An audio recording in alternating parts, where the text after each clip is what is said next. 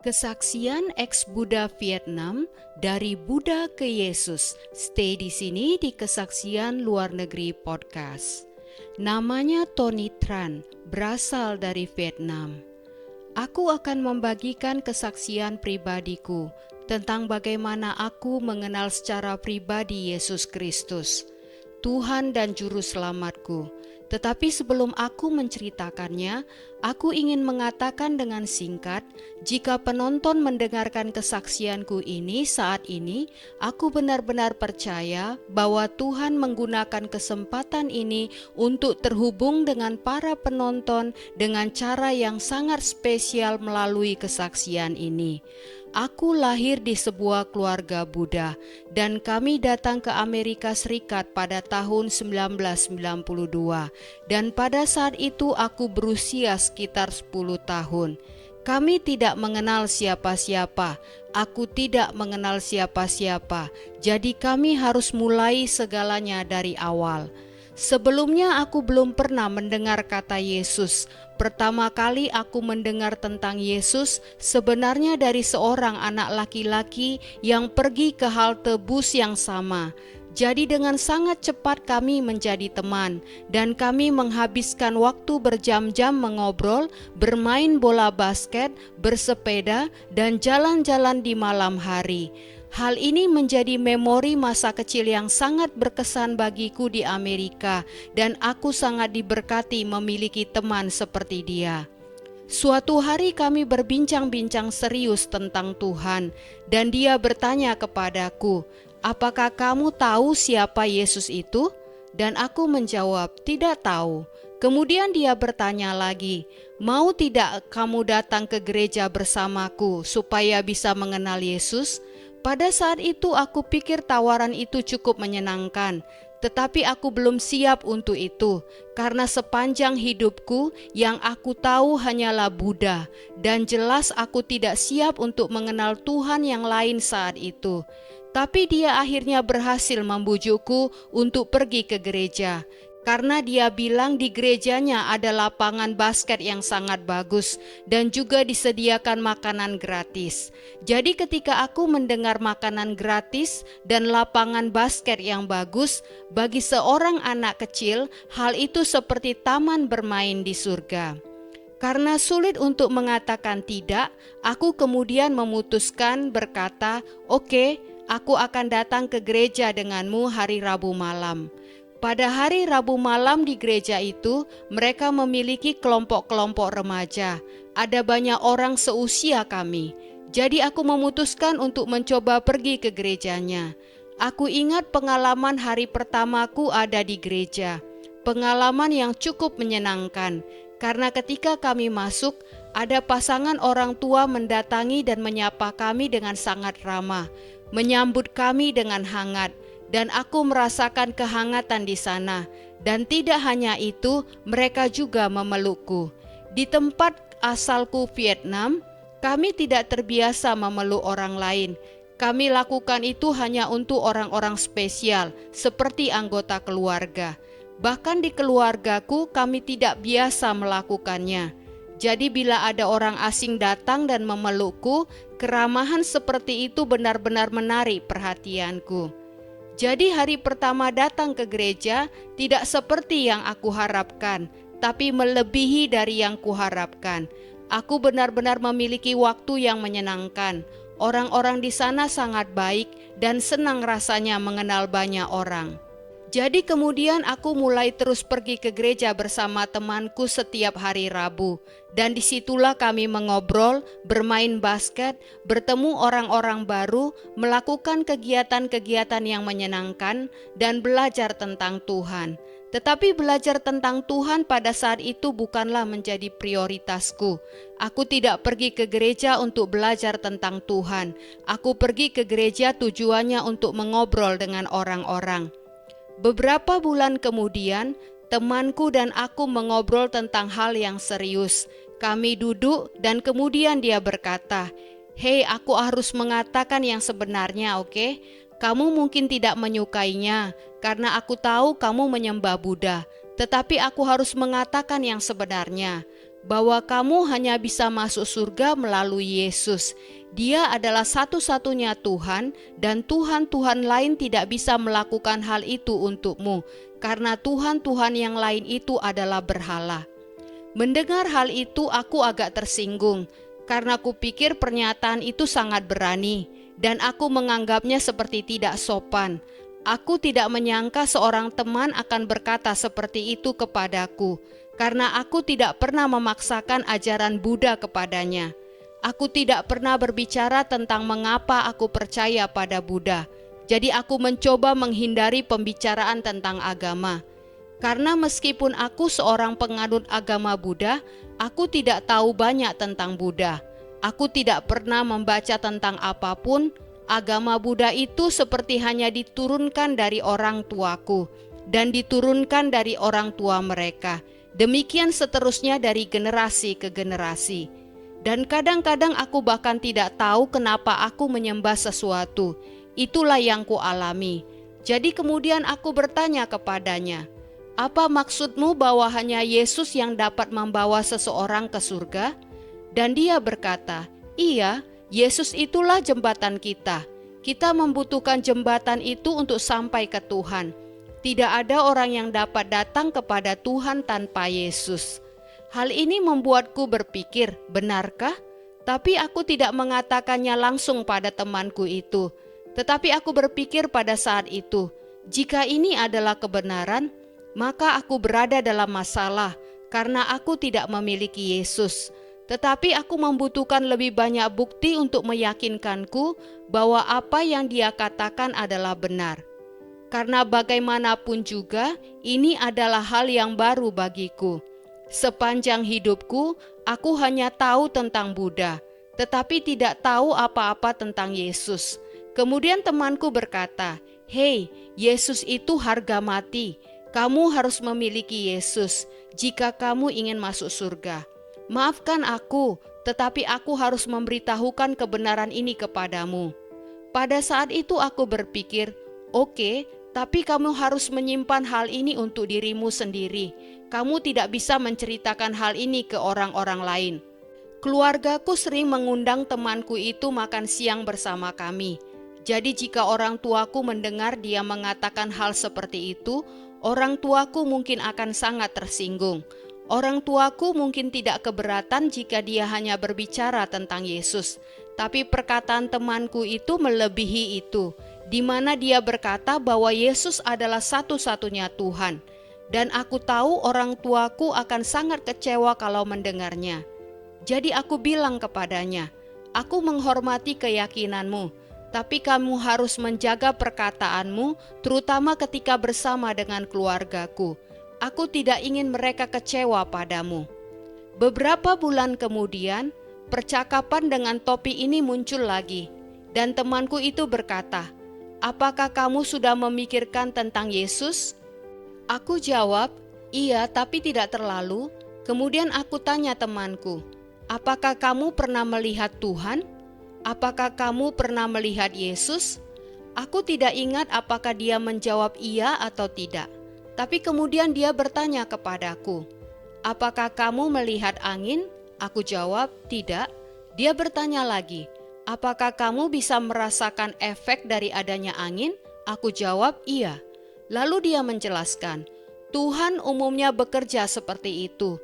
Manusia tidak dapat melihat Tuhan secara fisik, tetapi orang-orang dapat merasakan efek dari keberadaan Tuhan.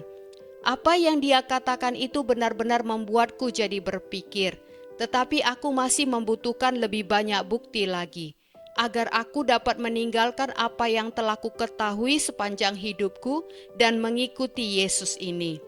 Pada waktu itu aku sedang bergumul dengan sesuatu, di mana aku membutuhkan pertolongan Tuhan.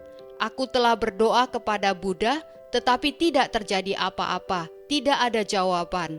Jadi kupikir, kenapa aku tidak mencoba berdoa kepada Yesus? Karena kalau Yesus itu tidak ada, maka akan sangat mudah untuk menghentikan tentang topik Yesus ini. Dan kami tidak perlu melakukan percakapan tentang agama lagi. Karena percakapan seperti itu membuatku tidak terlalu nyaman. Alasannya karena aku tidak tahu terlalu banyak tentang hal itu. Meskipun aku beragama Buddha, aku adalah tipe orang yang sangat skeptis. Artinya, aku orang yang perlu melihat bukti-bukti sebelum membuat keputusan. Aku menganut agama Buddha karena diturunkan dari orang tuaku, bukan karena pilihanku. Jadi aku tidak terlalu memikirkan kenapa aku beragama Buddha, karena hal itu diturunkan begitu saja kepadaku. Kemudian aku berkata pada diriku, aku akan menerima tantangan ini dan akan mengenal Yesus. Tetapi aku tidak mengatakan hal ini kepada temanku. Aku melakukannya secara diam-diam. Jadi suatu hari aku berlutut dan berdoa kepada Yesus untuk pertama kalinya. Aku berkata, Tuhan, jika Engkau real dan jika Engkau adalah Tuhan seperti yang dikatakan oleh temanku dan orang-orang lain, Engkau harus menunjukkan sesuatu yang spektakuler, sesuatu yang supernatural, yang hanya aku sendiri yang tahu bahwa itu pasti berasal darimu. Hanya dengan begitu aku akan percaya kepadamu. Kalau tidak, untuk apa aku membuang Buddha yang sudah kumiliki untuk menyembah Tuhan yang aku tidak tahu apakah Tuhan itu real atau tidak? Dalam benakku aku berpikir, kalau apa yang kudoakan terjadi, aku akan memberikan hidupku kepada Yesus. Jadi kalau Yesus itu real, maka akan sangat luar biasa. Karena aku tidak hanya akan memiliki Buddha, tetapi aku juga akan memiliki Yesus dalam hidupku. Aku punya keyakinan pada saat itu bahwa mungkin aku tidak harus menyembah satu Tuhan saja, tapi kalau punya banyak Tuhan akan semakin bagus, karena akan ada lebih banyak perlindungan dari Tuhan-Tuhan itu. Saat itu aku belum tahu apa-apa tentang Alkitab, jadi itulah alasan kenapa aku berdoa seperti itu. Tepat setelah berdoa, aku tidak merasa ada yang berbeda.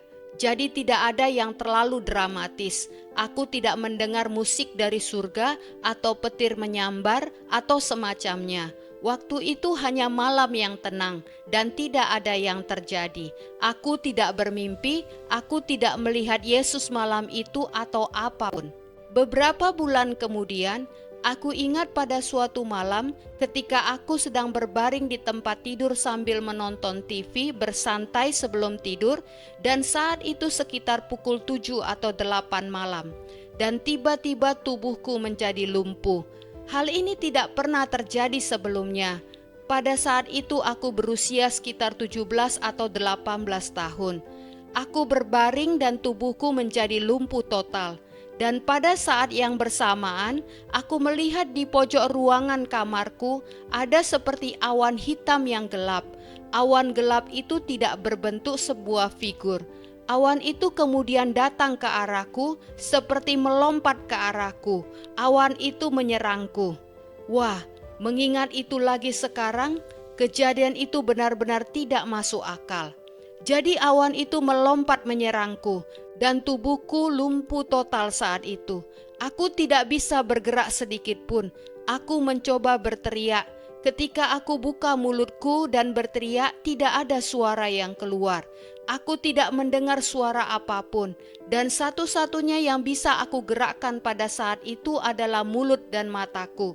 Karena waktu itu aku masih bisa berkedip, tapi hanya itu saja. Aku benar-benar lumpuh, tidak bisa melakukan apa-apa. Dan setelah beberapa detik yang terasa seperti selamanya, aku mulai berteriak memanggil nama Yesus. Aku berkata, "Yesus, tolong aku, tolong aku, Yesus tolong aku." Dan seketika itu juga aku dapat bernafas lagi, dan awan gelap itu pergi meninggalkanku. Dan kejadian itu adalah serangan iblis atau setan pertama yang kualami.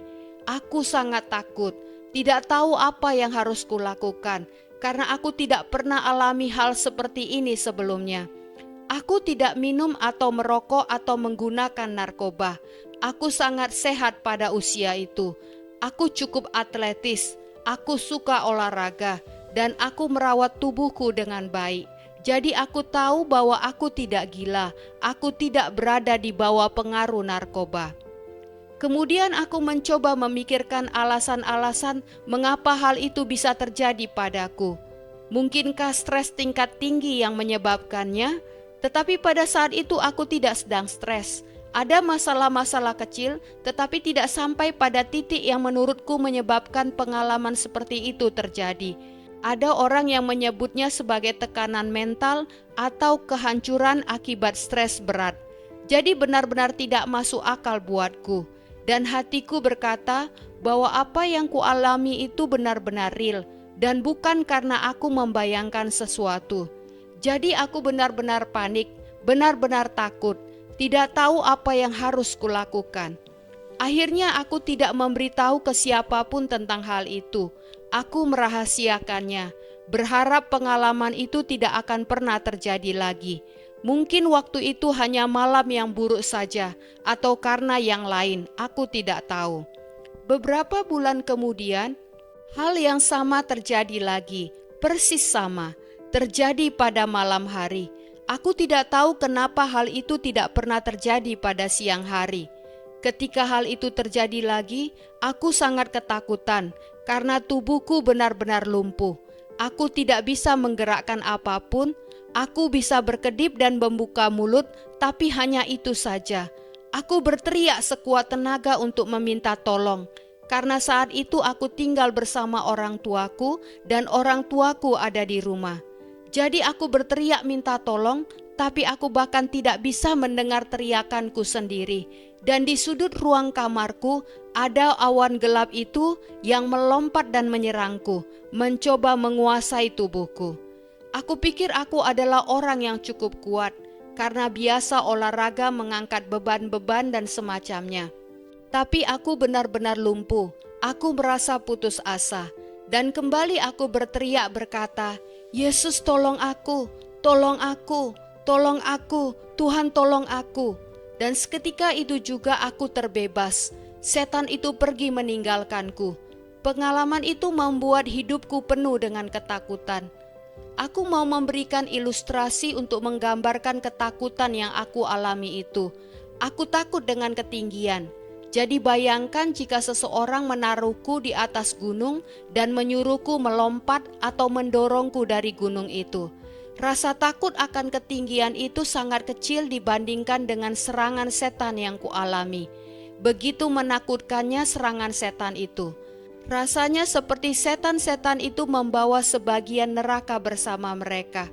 Itulah pengalamanku, sungguh di luar nalar, sangat menakutkan. Jadi bayangkan jika seseorang takut akan sesuatu seperti aku takut akan ketinggian, jenis ketakutan seperti ini dikalikan 1.000.000 kali lipat. Begitulah aku menggambarkan pengalaman ketakutanku itu. Benar-benar tidak masuk akal, supernatural. Setelah kejadian serangan setan yang kedua itu, aku benar-benar ketakutan karena kejadian itu tidak berhenti, tapi terjadi lagi. Dan itu membuatku tidur dengan lampu yang menyala setiap malam. Selain itu, kemanapun aku pergi di dalam rumah, aku selalu melihat ke belakang. Aku selalu merasa ada sesuatu yang mengawasiku. Ada perasaan kalau aku tidak memperhatikan dengan seksama, sesuatu akan menyerangku. Dan perasaan seperti ini sangat mengerikan. Benar-benar mengerikan kalau tidak memiliki kedamaian. Aku merasa kedamaian seperti direnggut dariku akibat apa yang aku alami. Aku adalah seorang anak remaja yang normal. Aku tidak menggunakan narkoba atau minum minuman keras. Jadi kupikir, mengapa hal ini terjadi padaku? Dan aku rasa hal ini tidak pernah terjadi pada orang lain yang kukenal waktu itu, termasuk keluargaku. Jadi aku tidak tahu harus pergi dan menceritakan ke siapa. Jadi aku akhirnya merahasiakan hal ini selama mungkin. Beberapa bulan kemudian, serangan iblis terjadi lagi. Penonton mungkin bisa melihat polanya sekarang. Kejadian itu terjadi sekitar setiap 4 atau 5 bulan sekali. Jadi terjadi beberapa kali dalam setahun. Hal itu terjadi di lokasi yang sama persis. Aku sedang berbaring di tempat tidur sekitar pukul 7 atau 8 malam sambil menonton TV, santai sebelum tidur, dan tiba-tiba tubuhku lumpuh. Ya ampun, kali ini aku seperti agak siap, tetapi ternyata tidak, karena kejadian itu terjadi begitu cepat, dan awan gelap itu juga kembali, dan terjadi persis sama, ada di sudut kamar tidur dan melompat ke arahku, menyerangku. Aku putus asa karena tidak bisa melakukan apa-apa. Kembali aku langsung berteriak dalam pikiranku dengan berkata, "Yesus tolong aku, tolong aku, Yesus tolong aku." Aku sangat takut, tapi seketika itu juga, kali ini aku melihat sebuah cahaya yang sangat terang, jauh lebih terang dari cahaya matahari. Entah kenapa pikiranku hanya tahu bahwa cahaya ini sangat terang, cahaya yang paling terang yang pernah kulihat. Dan perlahan-lahan mendekatiku, dan kemudian tiba-tiba cahaya itu berubah menjadi salib. Ya, cahaya itu perlahan-lahan berubah menjadi salib. Dan kejadian itu adalah hal yang paling indah yang pernah kulihat. Dan segera setelah itu terjadi, yaitu saat cahaya itu berubah menjadi salib, setan langsung meninggalkanku. Setelah pengalaman ketiga ini terjadi, aku berpikir, apakah aku baru saja melihat Yesus dalam bentuk salib? Aku ingat karena temanku mencoba mengajarkanku sedikit demi sedikit tentang Alkitab, menceritakan tentang Yesus dan salib.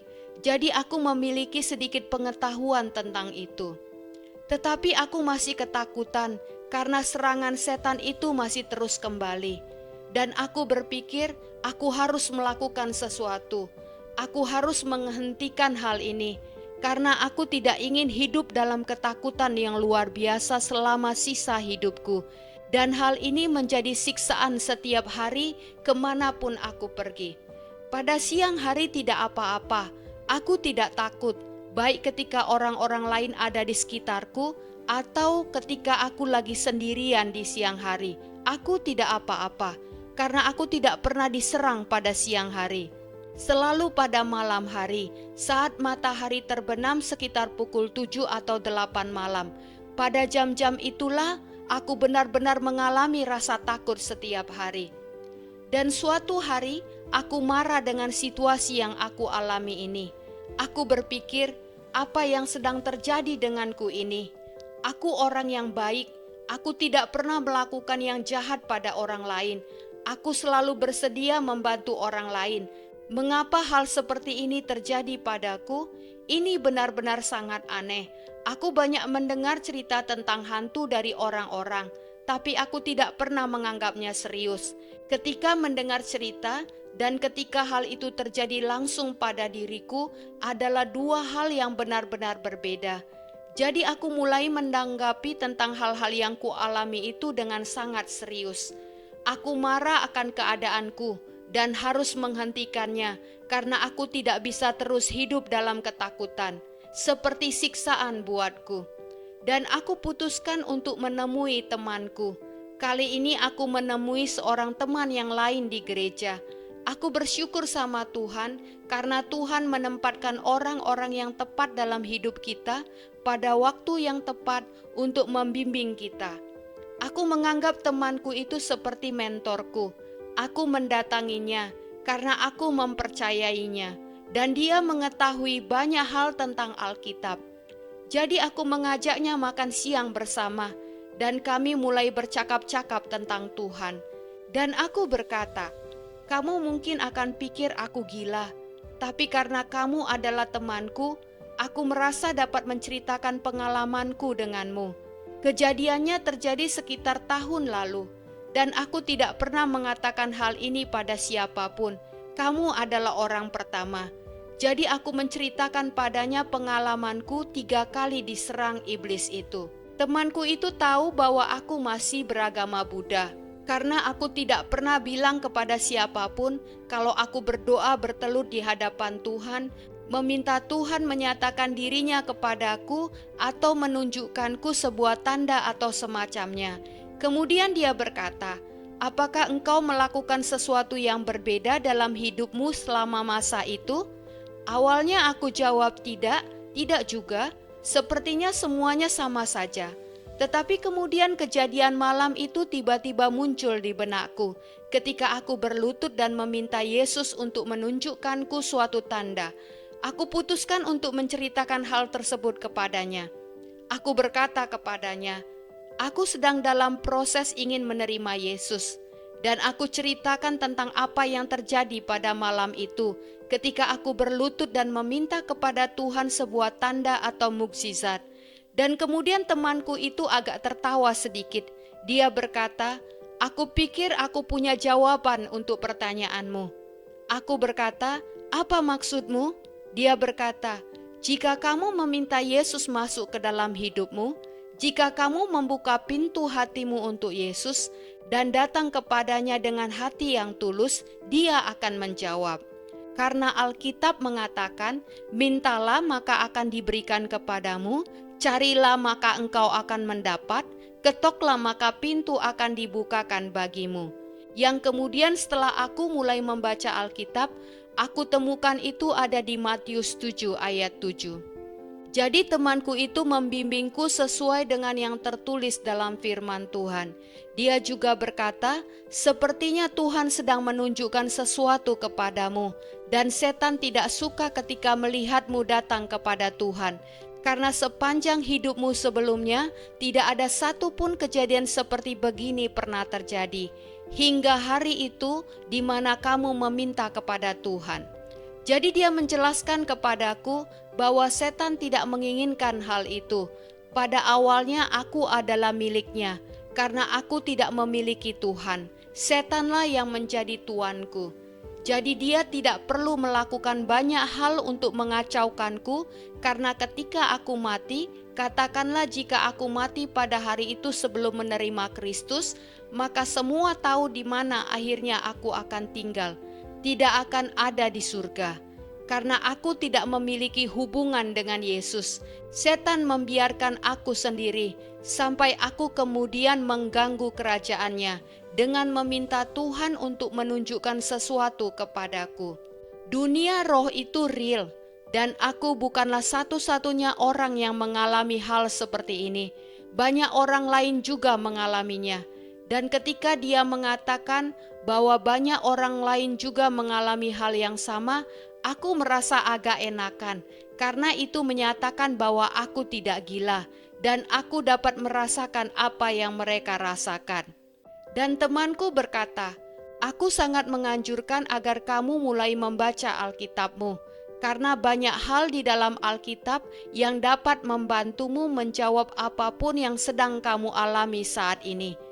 Alkitab adalah petunjuk alkitabiah bagi seseorang sebelum orang itu meninggalkan bumi. Jadi cobalah baca Alkitab dan kenali Tuhan.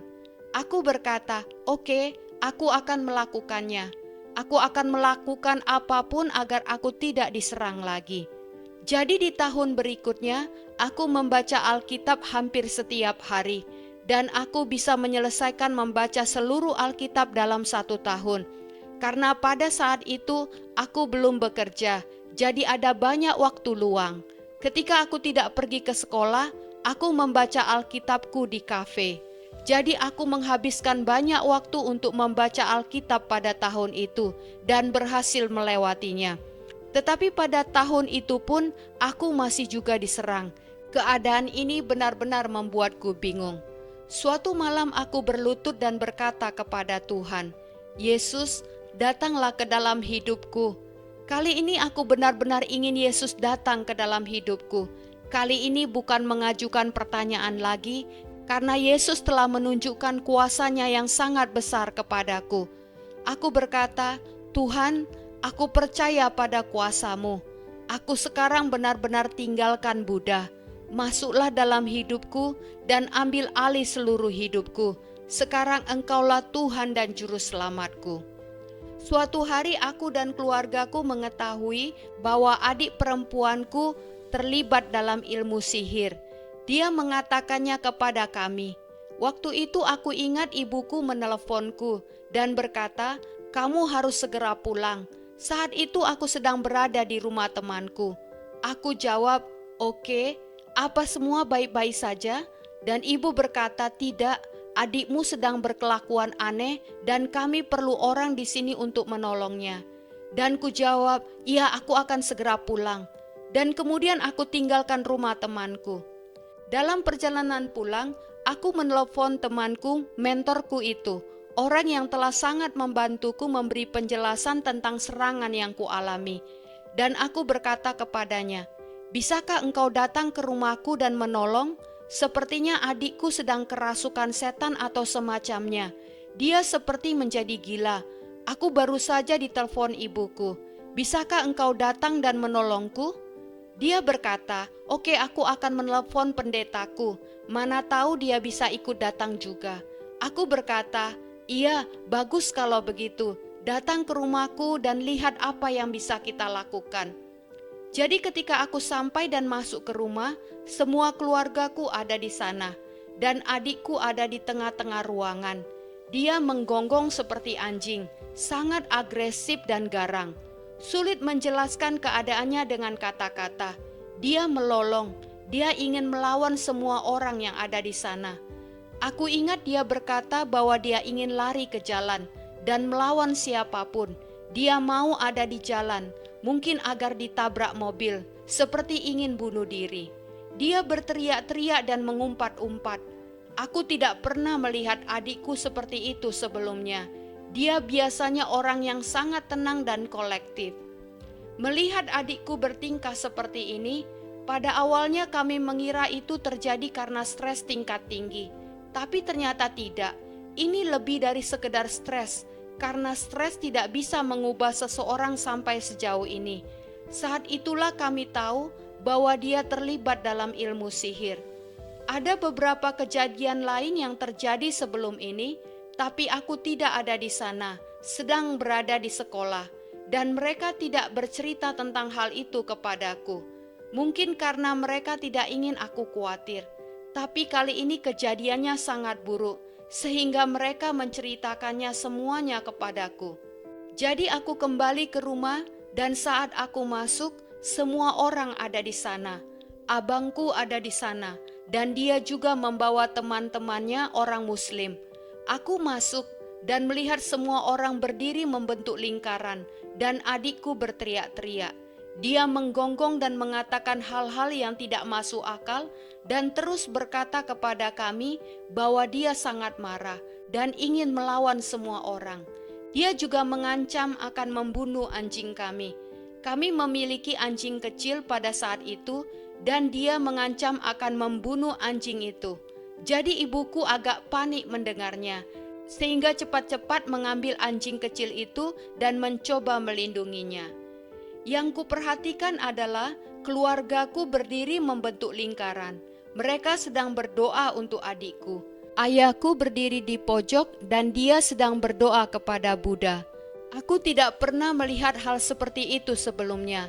Aku melihat teman-teman abangku sedang berdoa dengan membuka Quran mereka, dan mereka berbicara dalam bahasa yang tidak kupahami. Adikku menyuruh mereka untuk terus berdoa, dan bagiku hal itu tidak masuk akal. Adikku berkata, terus berdoa, aku suka itu, aku suka itu. Dan kemudian dia menggonggong lagi. Dan beberapa menit kemudian dia akan sedikit tenang dan berkata, terus berdoa lebih keras dan lebih keras lagi. Aku suka itu, terus berdoa. Dan hal seperti itu terjadi selama setengah jam berikutnya. Aku melihat seperti sebuah siklus. Setelah bertindak yang tidak masuk akal, adikku akan agak sedikit tenang selama beberapa menit dan dia akan menyuruh orang-orang untuk terus berdoa. Dan kemudian aku mendekati adikku dan dia berteriak menyuruhku untuk mundur. Dia berkata, aku tidak suka kamu, menjauh. Aku tidak ingin kamu di sini. Jadi aku mundur dan beberapa menit kemudian dia berkata, ada orang yang datang. Aku tidak mau mereka ke sini. Keluarkan mereka dari sini. Keluarkan mereka dari sini. Dan aku tidak tahu apa yang sedang terjadi. Kami ada di situ selama 1 jam berdoa untuknya dan dia marah. Tetapi dia tidak menyuruh siapapun untuk menjauh kecuali aku. Dan ketika dia mengatakan itu, bel pintu berbunyi. Jadi adikku itu tahu bahwa pendeta dan temanku akan datang. Bahkan sebelum mereka memencet bel, mendengar bel berbunyi, aku segera berlari menuju pintu. Aku tidak tahu siapa yang datang, tapi kemudian aku sangat senang ketika melihat temanku dan pendeta datang. Kemudian pendeta itu datang menghampiri ayahku dan bertanya, apakah boleh aku mendoakannya? Dan dengan izin ayahku dan semua orang yang ada di ruangan itu juga bilang, iya, tolong doakan dia. Kemudian pendeta itu menumpangkan tangannya pada adikku dan dengan segera memerintahkan setan untuk diam dalam nama Yesus agar dia dapat berbicara dengan adikku. Dan setan itu bungkam seketika itu juga setelah pendeta itu berkata dalam nama Yesus. Aku ingat satu hal yang sangat menonjol ketika kuperhatikan pendeta itu selalu mengakhiri perkataannya dengan di dalam nama Yesus. Jadi ada kuasa dan otoritas di dalam perkataan di dalam nama Yesus. Karena tiba-tiba adikku seperti tenang. Adikku tidak menggonggong lagi, tapi dia menatap pendeta dengan sangat intens. Dan pendeta juga menatapnya dan lagi memerintahkan setan untuk diam. Dan kemudian adikku mulai merangkak seperti binatang dan menyuruh pendeta untuk keluar karena tidak ingin pendeta itu ada di sana. Pendeta itu kembali memerintahkan setan untuk diam dan kemudian menumpangkan tangannya pada adikku dan bertanya apakah dia mau menerima Yesus Kristus sebagai Tuhan dan Juru Selamatnya. Adikku saat itu ada di lantai dan adikku segera menjawab, iya, aku mau. Kejadian itu adalah salah satu hal yang paling menakjubkan yang tidak akan pernah aku lupakan seumur hidupku. Aku tahu aku menceritakan kisah adikku ini sangat cepat. Proses ini memakan waktu sekitar 15 menit. Segera setelah adikku mengatakan iya untuk menerima Yesus Kristus sebagai Tuhan dan Juru Selamatnya, dia yang tadinya berbaring di lantai langsung bangun sendiri. Dia berdiri dan dia melepas kalung Buddha dari lehernya dan menyerahkannya kepada pendeta itu. Seperti ini. Sebagai orang Asia, aku tahu bahwa orang Asia yang beragama Buddha biasanya sangat serius dalam memuja Buddha. Biasanya setiap orang mengenakan kalung Buddha dan mereka tidak akan pernah melepaskannya sampai mereka mati. Alasannya adalah karena mereka percaya bahwa kalung Buddha itu adalah perlindungan mereka. Jadi jika kalung itu atau jimat keberuntungan itu lepas dari leher mereka, itu berarti mereka akan bernasib sial untuk jangka waktu yang lama. Oleh sebab itu tidak ada yang akan melepaskannya. Melihat apa yang baru saja terjadi dengan adikku, seluruh keluargaku takjub. Aku juga takjub, tidak pernah menduga hal itu bisa terjadi. Ketika adikku menyerahkan kalung Budanya kepada pendeta, pendeta menerimanya dan memberikan kalung itu kepada abangku. Setelah itu adikku bertanya, "Apa yang terjadi? Mengapa semua orang ada di sini?"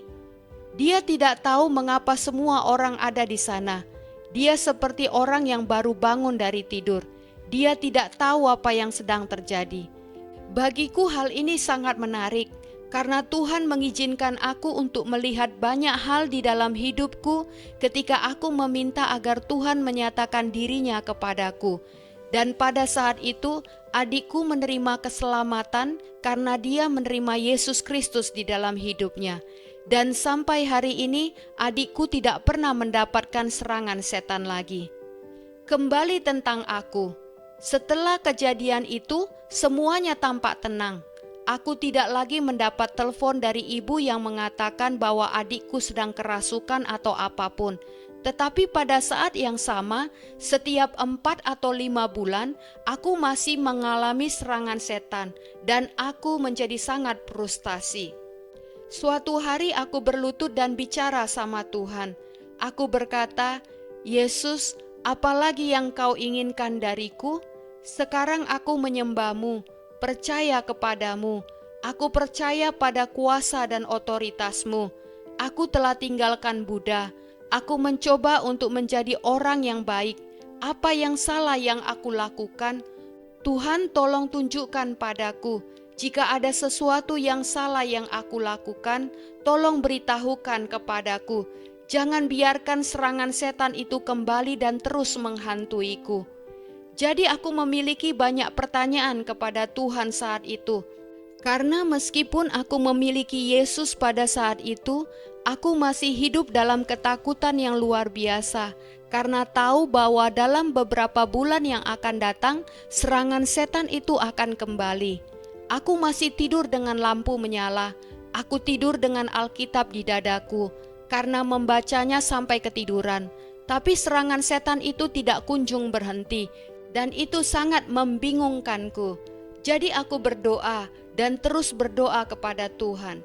Aku berkata, aku tahu bahwa Engkau adalah Tuhan yang sesungguhnya. Aku tahu Engkau akan menjawab karena Engkau telah menunjukkan hal ini kepadaku karena suatu alasan. Aku meminta Engkau untuk menunjukkanku kepadaku dunia roh. Dan Tuhan mengizinkan aku untuk mengalami dunia supernatural, dan itu adalah suatu berkat. Meskipun ada rasa takut pada saat itu, tapi semua ini untuk kemuliaan Tuhan. Dan aku tidak akan mengubah sedikit pun tentang kisah apa yang sudah kualami itu. Setelah aku berdoa kepada Tuhan, serangan iblis itu masih terjadi. Dan suatu hari Tuhan menyatakan sesuatu kepadaku. Waktu itu aku sedang merenungkan Tuhan, dan Tuhan menyatakan sesuatu yang sangat penting padaku. Tuhan menunjuk kepada Alkitab dan mengatakan bahwa meskipun aku menerima Tuhan, tetapi aku masih hidup seperti orang duniawi. Satu kakiku berada di daerahnya Tuhan, dan kakiku yang lain berada di dunia. Artinya aku masih melakukan hal-hal sesuai kemauanku sendiri. Dan Tuhan menyatakan bahwa aku harus memberikan hidupku 100% kepadanya. Bahkan tidak bisa 99%. Aku harus berkomitmen 100% kepada Tuhan.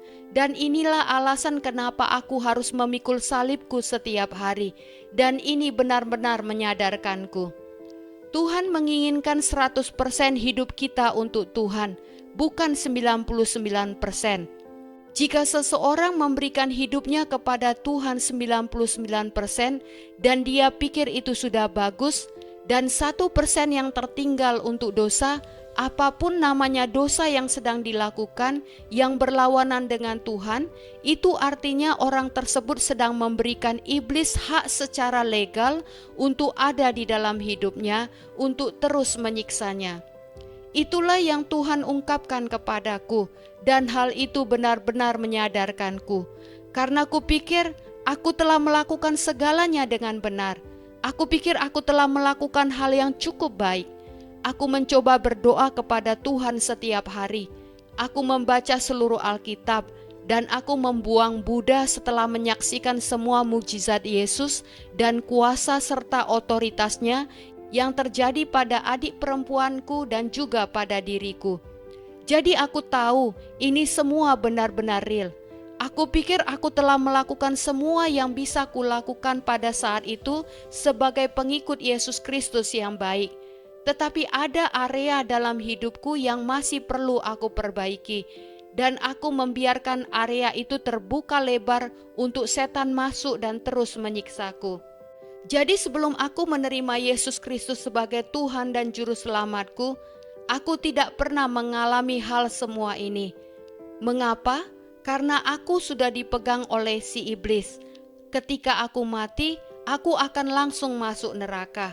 Jadi itu alasannya kenapa sebelum menerima Yesus Kristus, iblis tidak perlu mengacaukanku. Aku bisa terus menyembah Buddha. Iblis suka akan hal itu. Tetapi begitu aku mengenal dan menerima Tuhan, saat itulah semua ini terjadi. Jadi ketika seseorang memiliki Tuhan, katakanlah 99%, dan menyerahkan 1% kepada iblis, si iblis akan masuk. Percayalah, si iblis akan masuk, karena dia tidak kenal menyerah. Tuhan bekerja untuk kita 24 jam sehari, 7 hari seminggu. Tapi pihak musuh, si iblis, bekerja melawan kita juga 24 jam sehari 7 hari seminggu untuk mendapatkan jiwa kita. Jika saat ini ada area di hidupmu yang belum diserahkan sepenuhnya kepada Tuhan, itu artinya dia sedang memberikan hak secara legal kepada si iblis untuk masuk dalam hidupnya dan menyiksanya di area tersebut. Jadi ketika Tuhan menyatakan hal itu, aku jadi dapat memahaminya. Jadi itulah sebabnya mengapa aku terus mengalami serangan setan itu. Dan firman Tuhan berkata, lawanlah si iblis, maka iblis itu akan lari daripadamu. Itulah yang aku lakukan. Aku mengikuti apa yang firman Tuhan katakan, dan aku bertobat dari dosaku, dosa yang ku ketahui dan yang tidak ku ketahui. Setelah itu, serangan si iblis itu benar-benar berhenti, dan hingga hari ini aku tidak pernah mengalami serangan itu lagi. Jadi itulah pesan penting dari kesaksianku ini. Tuhan mendorongku untuk membuat kesaksian ini online agar dapat menjangkau orang-orang yang mungkin mengalami pengalaman yang sama. Bagiku meninggalkan Buddha bukanlah pilihan yang mudah, karena artinya aku harus melepaskan banyak hal. Dan mengikut Yesus harus mengorbankan banyak hal. Kita tidak dapat melakukan hal-hal sesuai kedagingan kita. Kita harus mengikuti perintah-perintah Tuhan. Kita harus mengutamakan Tuhan di atas keinginan daging. Tetapi pada akhirnya hal ini adalah tentang pilihan antara hidup dan mati, hidup kekal di surga atau penderitaan kekal di neraka. Yesus berkata, "Akulah jalan, kebenaran dan hidup. Tidak ada seorang pun yang datang kepada Bapa kalau tidak melalui aku." Jadi Yesus adalah jembatan itu, satu-satunya jalan menuju kepada Tuhan. Jadi keputusan ada di tangan kita. Di mana kita akan berakhir adalah tergantung sepenuhnya kepada keputusan kita, bukan Tuhan. Tuhan tidak akan membuat keputusan itu untuk kita. Setiap kita harus membuat keputusan itu sendiri. Aku mengasihi penonton semua, dan Tuhan memberkati. Puji Tuhan, sampai bertemu di episode berikutnya. Tuhan Yesus selalu bersama, melindungi dan memberkati kita semua. Amin.